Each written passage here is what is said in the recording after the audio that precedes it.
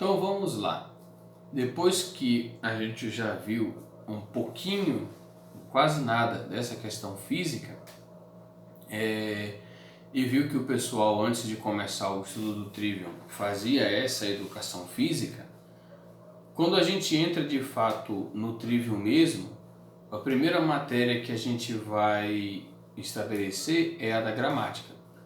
E aí, claro, a gente não vai ter como ficar estudando uma gramática completa agora, nesse estado do curso, mas é preciso saber que todos os professores vão precisar ter um certo domínio da gramática, porque isso daí está dentro do que é o patrimônio da educação católica e a gente não vai ter como escapar. Vamos ter de fato que fazer esse estudo da gramática e à medida que a gente for dominando ele, também o nosso pensamento vai estar melhor equipado para que a gente possa cumprir a nossa missão enquanto pretensos educadores católicos. Bom, quando a gente vê a questão da gramática, existem algumas coisas que eu preciso estudar. A gramática, ela é a arte de bem combinar as palavras dentro de uma frase, para que elas possam fazer sentido e expressar adequadamente o meu pensamento dentro de um sistema de linguagem. A gramática, ela é auxiliada por ciências que a gente também estuda na nossa escola e que a gente vai precisar revisar quando a gente for montar de fato a escola mesmo, que é a fonética, ou seja, a arte de combinar corretamente os sons para a formação das palavras, e a ortografia, que é a capacidade de bem combinar os signos para a formação das palavras. Então, a maneira correta de falar e a maneira correta de escrever, para depois estudar a maneira correta de agrupar essas palavras que foram corretamente pronunciadas e corretamente escritas, e aí já entra no plano de vista da retórica, tudo com vistas a permitir que eu pense comigo mesmo e comunique aos outros a verdade, as coisas como elas são. E aí é a lógica.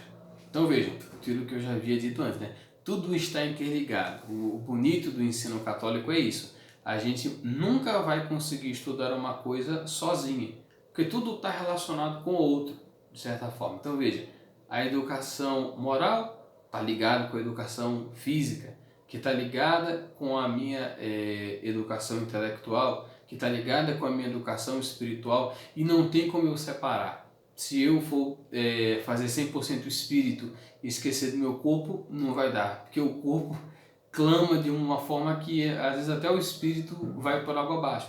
Então vejam, aqui é a mesma coisa. A gramática, ela está ligada com a retórica, está ligada com a lógica. Então por isso é o trigo, esse entrelaçamento dessas três ciências que precisam ser vistas de maneira conjunta, aplicadas de maneira conjunta e que vão de fato conduzir a nossa vida intelectual, se Deus quiser, para um outro patamar. Mas o que acontece? A linguagem humana, ela possui uma função. A função da linguagem é justamente permitir que a gente se comunique.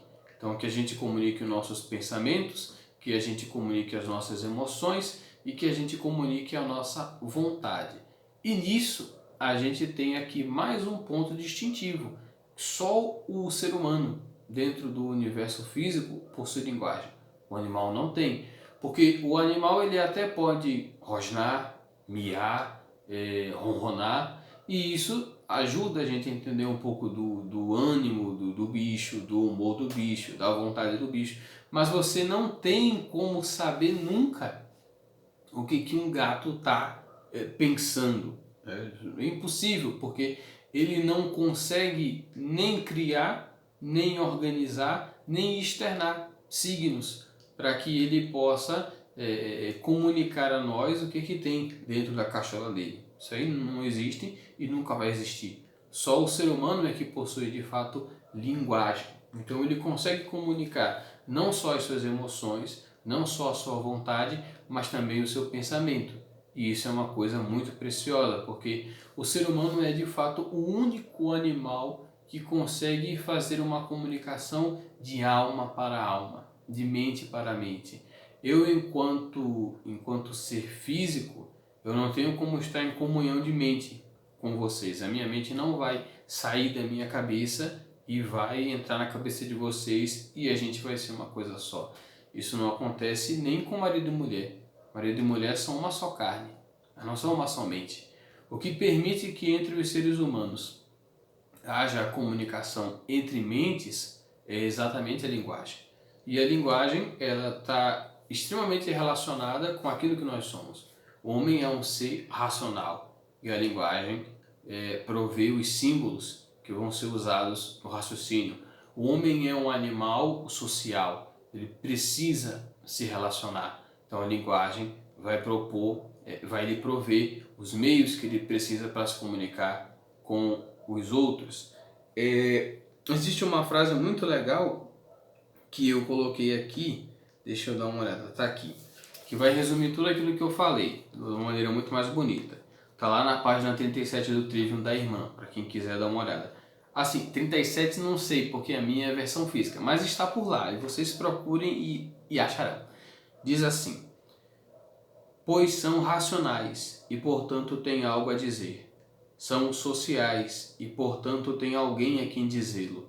São animais e portanto requerem um modo físico para comunicar ideias de uma mente isolada de todas as outras, já que contida num corpo, a outra mente igualmente isolada. Então ela dá essa definição da linguagem, essa utilidade, só daí vocês conseguem ver. É um estudo muito bonito e que os medievais faziam, a gente vai precisar fazer também.